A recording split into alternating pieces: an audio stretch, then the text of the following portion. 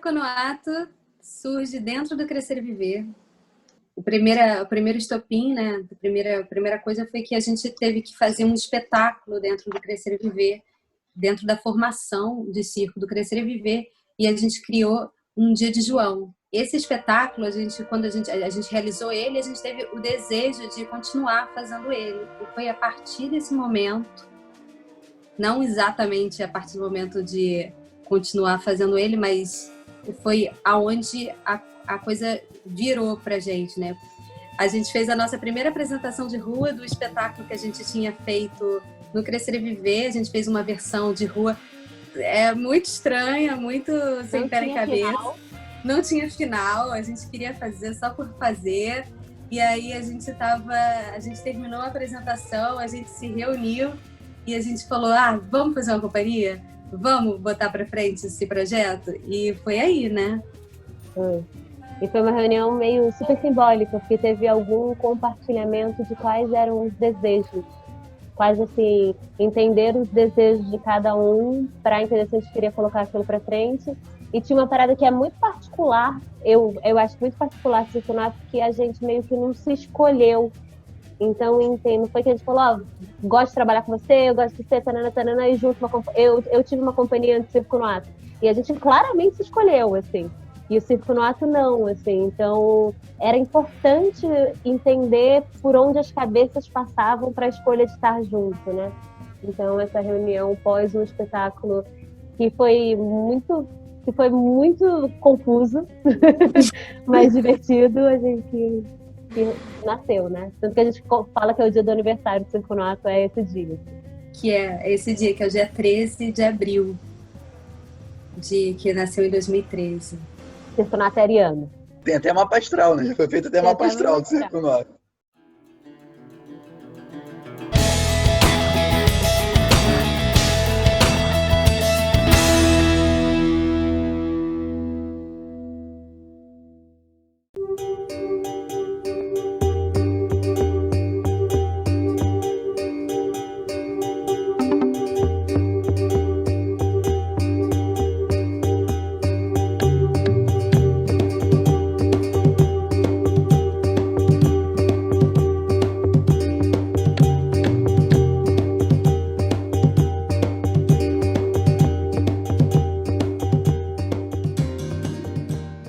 Quando a coisa começou, parecia que ia melhorar um pouquinho, entrou pandemia. Foi em março, né, que a gente começou a perceber, foi em março que a gente se encontrou, né, fez aquela reunião lá no Fundição, que a gente foi começando a reparar que, opa, talvez isso aqui vai afetar a nossa viagem. E a gente foi até, eu tenho a sensação de que a gente foi até o limite, né? Sem definir que a gente não ia. A gente falou, bom, tem alguma coisa acontecendo, não vamos comprar as passagens. Porque já tinha espetáculo, já tinha festival marcado, né? A Nath já tinha desenrolado um tanto de produção na Itália, o Rafa já tinha... Até o último momento, as pessoas da Sérvia, né? A Reni e eu esqueci o nome do marido. O Denis, né? O Denis. A pandemia já estava acontecendo e eles estavam sustentando a nossa ida. Assim, não, vocês vêm, a Sérvia não está com a fronteira fechada, dá para vir. Isso já era abril, maio, e eles falando que talvez rolasse. Foi uma loucura. Uma coisa meio doida que eu, pelo menos, tinha a sensação de que a gente tinha uma visão mais catastrófica do que os europeus, assim. Porque eu já estava assim, não vai rolar. Eu lembro até um dia eu conversei com o Mário, não vai rolar dia nenhum, tananã. Aí ligava o produtor e falava, não, a gente vai conseguir fazer tal coisa, tananã. E eu ficava assim, o que será que a imprensa fala na Espanha, assim? Porque tipo, eles estavam muito otimistas, assim. Até a Itália, né, Nath? Você foi cancelar a Itália com a mulher, assim, a gente já estava assim, acho que a gente nem tinha mais espetáculo, de tanto tempo que a gente estava sem treinar e a gente estava, tipo, meio que tentando levar a coisa com jeitinho. E é doido, porque ao mesmo tempo que a gente espera, a gente tem que treinar, né? A gente não estava se encontrando, esperando e não se encontrando, né?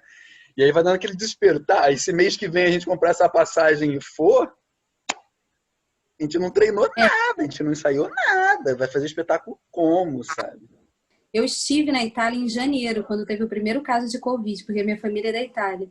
E foi assim, e aí quando eu vi o dias dar um bafafá já na Itália, eu falei, cara, esse negócio aí é uma coisa esquisita, a gente tem que ficar de prestar atenção nisso. Só que eu vim pro Brasil, passou, e aí de repente o Covid chegou de uma maneira, eu falei, gente, eu cara, esse negócio estava esquisito.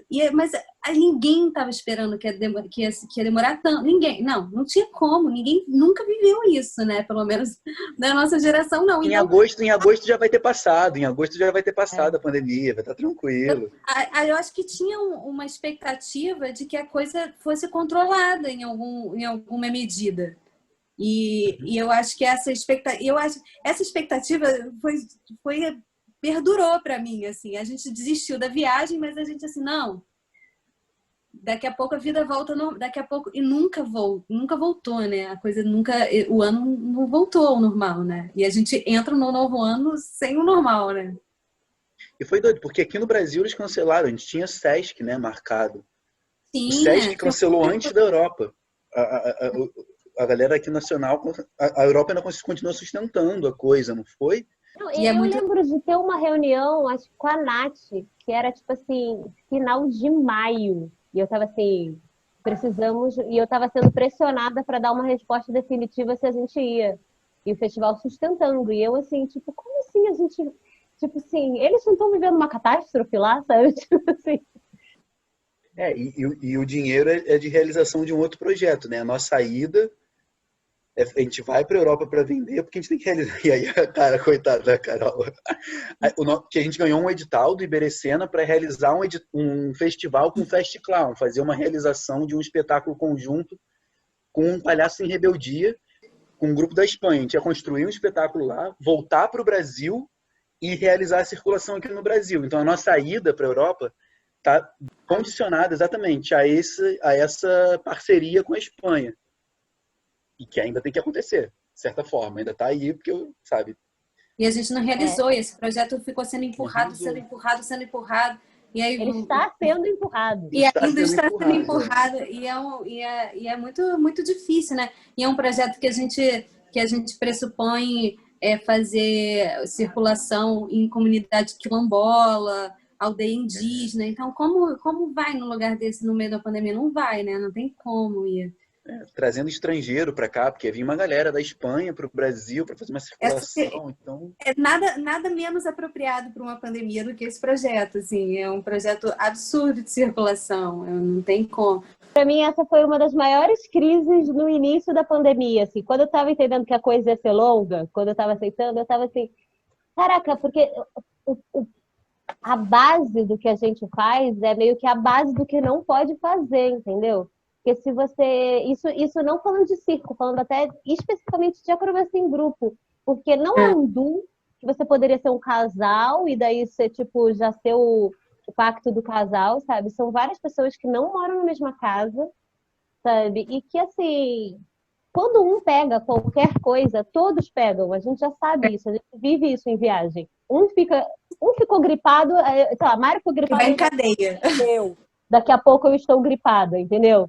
Tipo, sempre é assim. Então a gente, tipo assim, caraca, o nosso fazer está completamente restrito. E sei lá, a gente faz isso há 8 anos, assim, né? Tipo, então é muito tempo que você dedica para uma técnica que é difícil, e de uma hora para outra você não pode mais fazer aquela técnica, sabe? Tipo, é errado você fazer essa técnica, assim, sabe? Puxada de tapete.